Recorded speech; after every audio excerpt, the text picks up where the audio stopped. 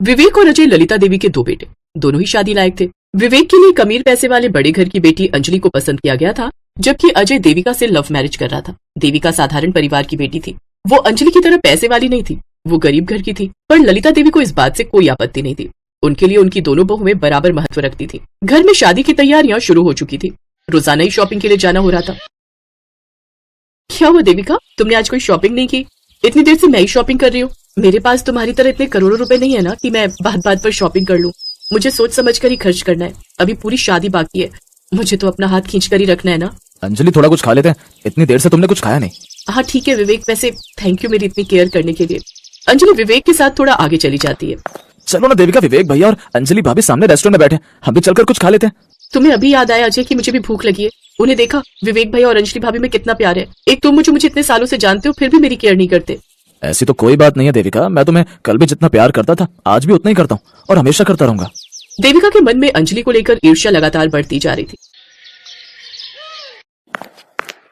सुनो जी, देविका की शादी के 5 जोड़े तो बन गए हैं, बस शादी का लहंगा खरीदना रह गया है। आप देविका को कुछ पैसे दे देना, वो शादी का लहंगा खरीद लेगी। हाँ ले लेना, दे दूंगा। कितने तक का आ जाएगा? 10-15 हजार तक का तो आ ही जाएगा।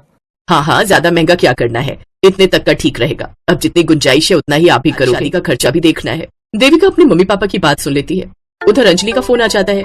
हेलो, हाँ देविका, अंजलि बोल रही हूँ। अरे शादी का लहंगा खरीदना है, कब चलोगी? कल चले? कल तो मुझे पार्लर जाना है, परसों चलते। ठीक है, तो मुझे मार्केट में वो जो लहंगे की फेमस शॉप है ना, वहां मिल जाना, लहंगा वहीं से खरीद लेंगे। देविका जानती थी कि जिस शॉप की बात अंजलि कर रही है उस शॉप पर लहंगे की शुरुआत लाखों रुपए से होती है और उसके पास तो इतने पैसे ही नहीं है कि वो ज्यादा महंगा लहंगा खरीद सके। अगले दिन देविका को ब्यूटी पार्लर जाना था, पर उसने ट्यूशन पढ़ाकर जो पैसे जोड़े थे वो सारे पैसे दूसरे कामों में लग गए। देविका नहीं चाहती थी कि वो अजय से पैसे मांगे। अगले दिन देविका ब्यूटी पार्लर के लिए निकलती है तो रास्ते में उसे अपनी सास ललिता देवी और अंजलि मिल जाते हैं।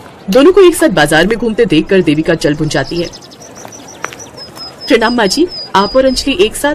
हाँ, वो अंजलि का फोन आ गया था, मुझे मेहंदी में पहनने की साड़ी दिलवाने ले आई। कल फिर मुझे कार्ड बांटने भी जाना है तो मेरे पास समय नहीं होगा। और तुम कहाँ जा रही हो? वो मैंने अंजलि को बताया था कि आज मुझे पार्लर जाना है, वहीं जा रही थी।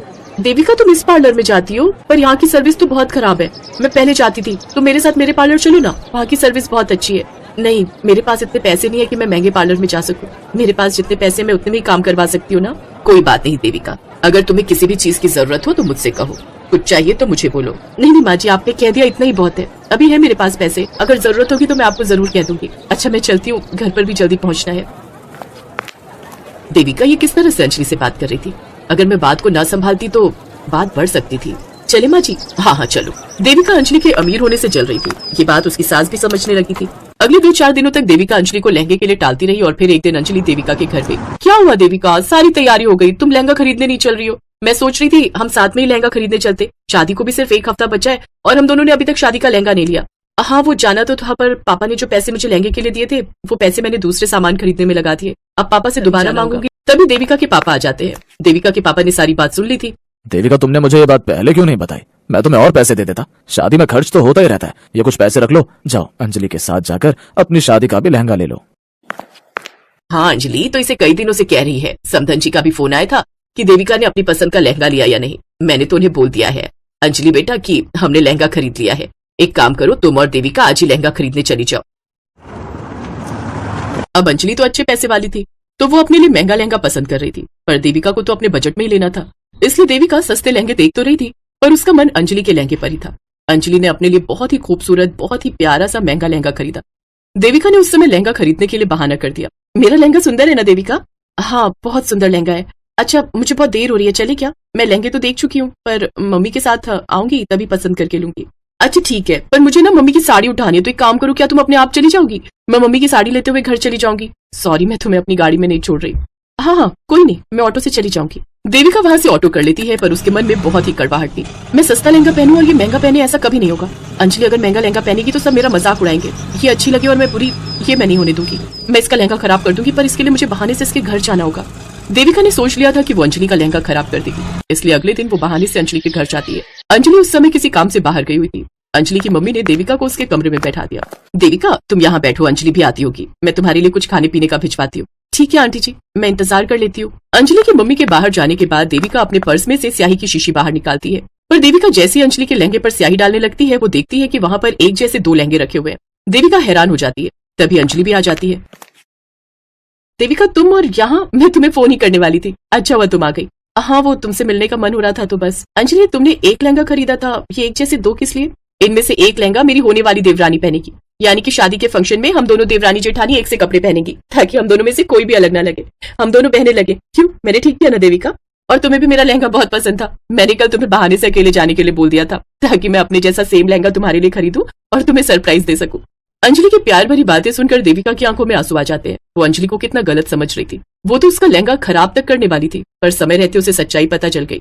अंजलि और देविका दोनों देवरानी जेठानी शादी के फंक्शन में एक सा लहंगा पहनती है। दोनों बहुत सुंदर लग रही थी। सब दोनों की बहुत तारीफ करते हैं। अपनी दोनों बहुओं के आपसी प्रेम को देखकर लीलावती भी बहुत खुश होती है। अरे वाह, वो वाली बनारसी साड़ी तो बहुत ही सुंदर है। भैया मुझे वो वाली साड़ी दिखाना। जी मैडम, ये लीजिए। कितने की है ये साड़ी? मैडम सिर्फ 1000 रुपए की है। 1000 रुपए की? नहीं नहीं भैया, ये सस्ती साड़ी तो 2 दिन में ही खराब हो जाएगी। आप मुझे कुछ अच्छी सी महंगी साड़ी दिखा दो। तभी भावना कहती है, भैया वो सस्ती वाली साड़ी मुझे दिखा देना। अरे भावना, मेरी देवरानी होकर तू ये सस्ती सी साड़ी लेगी? रुक, मैं तुझे कोई महंगी सी साड़ी दिलवा देती हूँ। ये सस्ती साड़ी तो महीने भर में ही खराब हो जाएगी। मैडम बिल्कुल ठीक कह रही हैं आप। ये महंगी वाली कोई साड़ी ले लीजिए, ये सस्ती साड़ी तो जल्दी खराब हो जाएगी। मैं अच्छे से जानती हूँ तुम जानबूझकर ऐसा कह रहे हो ताकि तुम्हारी महंगी साड़ी बिक जाए। तुम दुकान वाले तो सोचते हो कि हम सारा पैसा बस इन महंगे कपड़ों में ही लुटा दे। भावना, अगर पैसे नहीं लाई हो तो मुझसे ले लो, बाद में लौटा देना, कौन सी जल्दी है। अरे नहीं दीदी, मुझे तो वो सस्ती वाली चाहिए। भैया आप उसे ही पैक कर दो। ओफो, तुम नहीं मानोगी। ठीक है, जैसी तुम्हारी मर्जी। भैया आप मेरे लिए तो वो महंगी बनारसी साड़ी जो 7000 की है वो वाली पैक कर दो। दोनों देवरानी जेठानी अपनी अपनी साड़ियां लेकर घर आ जाती हैं। वाह वाह, कितनी सस्ती और सुंदर साड़ी मिल गई मुझे तो। अगले हफ्ते शर्मा जी के बेटे की शादी में मैं तो इसे ही पहनकर जाऊंगी। ऐसे ही एक हफ्ता बीत जाता है। वो दोनों अपनी नई बनारसी साड़ी पहनकर उस शादी में जाती हैं। फिर अगले दिन जब भावना अपनी पहनी हुई साड़ी धोती है तो पहली धुलाई में ही उसका सारा रंग उतर जाता है और उसमें बड़े बड़े से धब्बे भी हो जाते हैं।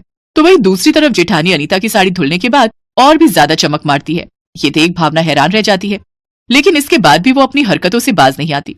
दरअसल वो एक गरीब घर की लड़की थी जिसकी शादी अमीर घर में हुई थी, लेकिन उसकी बचत करने की आदत अभी भी वैसे की वैसी थी। ऐसे वक्त गुजरता है। एक रोज भावना शॉपिंग पर जा रही होती है तो उसकी सास उससे कहती है, अरे छोटी बहू, तू बाजार जा रही है ना, तो मेरी सहेली उर्मिला के लिए मॉल से एक अच्छी सी साड़ी ले आना। वो क्या है ना, उसका जन्मदिन है, उसने एक पार्टी रखी है, तो मैं सोच रही हूँ उसे जन्मदिन पर एक अच्छी सी साड़ी ही दे दूं। तू अपने हिसाब से कोई सी भी अच्छी सी साड़ी खरीद कर ले आइयो। मैं बड़ी बहू को कह देती, लेकिन उसे ऑफिस में आज जरूरी काम है, इसलिए वो देर से आएगी। जी माँ जी, आप चिंता मत कीजिए, मैं बाजार जा रही हूँ, मैं लेती आऊंगी। कुछ देर बाद भावना मॉल के अंदर साड़ियों के शोरूम में जाती है तो साड़ियों का रेट सुनकर वो हैरान रह जाती है। हे भगवान, इतनी महंगी साड़ी 10,000 रुपए की? नहीं नहीं, किसी को देनी तो है, थोड़ी सस्ती ठीक रहेगी। इतनी महंगी देकर क्या करना? ये सोचकर भावना उस शोरूम से निकलकर एक सस्ती सी छोटी सी दुकान में जाती है और वहाँ से 500 रुपए की सस्ती सी बनारसी साड़ी ले लेती है। अरे वाह, इतनी सुंदर साड़ी देखकर तो उर्मिला आंटी खुश हो जाएंगी। ऐसा करती हूँ, एक साड़ी माँ जी के लिए भी ले लेती हूँ, वो इसे पहनकर पार्टी में जाएंगी तो बहुत सुंदर लगेंगी। साड़ियाँ लेकर वो घर आ जाती है। शाम को भावना की सास सरला उसकी लाई हुई साड़ी पहनकर पार्टी में चली जाती है, जहाँ उसकी सहेली उसकी तारीफ करती है। अरे वाह सरला, तेरी साड़ी तो बहुत ही अच्छी लग रही है, कौन से मॉल से ली? ये साड़ी मुझे मेरी बहू ने गिफ्ट की है। तभी कोने में बैठी दो सहेलियां आपस में चुगली करते हुए कहती हैं, सच कहूं माया, तो मुझे तो ये किसी मंगल बाजार की साड़ी लग रही है। ठीक कह रही हो तुम, देखने से पता चल रहा है कि कितनी सस्ती दुकान की साड़ी है। फिर कुछ ही देर में सरला की पहनी हुई साड़ी किनारे से फटने लगती है। हे राम, ये बहू कैसी साड़ी लाई है, ये तो अभी से फटने लग गई, अब क्या करूं? धीरे धीरे वो और फटने लगती है। ये देख सरला छुपते छुपाते वहाँ से रफू घर आती है। घर आकर उसे उसकी सहेली उर्मिला का फोन आता है और वो उस पर खूब चिल्लाती है, अरे उर्मिला, ये कैसी साड़ी दी है तूने? पूरी साड़ी अंदर से फटी हुई है। अरे ऐसा ही घटिया गिफ्ट देना था तो रहने देती, पैकिंग इतनी महंगी और अंदर से छिंदी सी साड़ी। कल ही मैं तुम्हारी ये घटिया सी साड़ी पैक करवा कर तुम्हें वापस भेज दूंगी। फोन कट जाता है, लेकिन अपनी बेइज्जती होती देख सरला को बहुत गुस्सा आता है और वो जोर से चिल्लाते हुए कहती है, छोटी बहू, आज तेरे कारण मेरी सहेलियों में मेरी कितनी बेइज्जती हुई है, इसका तुझे कुछ अंदाजा भी है? अरे खुद सस्ती साड़ियां पहननी थी तो जितना मर्जी पहन लेती, लेकिन यूं सस्ती साड़ियां किसी को देकर तो तूने मेरी नाक ही कटवा दी। ऊपर से मेरी ये साड़ी फट गई वो अलग। अरे इतनी भी क्या बचत करनी? माँ जी, मुझे लगा था इतना महंगा गिफ्ट देकर क्या करना, इसलिए मैंने सस्ती साड़ियां खरीद कर उस पर महंगी पैकिंग करवा ली थी। इसीलिए तुम्हें कहती थी भावना कि सस्ते के चक्कर में मत पड़। अरे सस्ता रोए बार बार और महंगा रोए एक ही बार। अरे जितनी तू सस्ती साड़ियां बार बार खरीदने जाती है और एक ही बार पहनने पर वो बेकार हो जाती है, उसमें तो महंगी से ज्यादा खर्चा बैठ जाता है। लेकिन ना जाने क्यों तेरी समझ में ये बात आती ही नहीं। मुझे माफ कर दीजिए माँ जी, जेठानी जी, अब से मैं ये गलती कभी नहीं करूंगी। इतना बवाल होने के बाद फाइनली भावना की समझ में ये बात आ ही जाती है कि सस्ता रोए बार बार और महंगा रोए एक ही बार। अब वो लाभ सस्ते के चक्कर में नहीं पड़ती,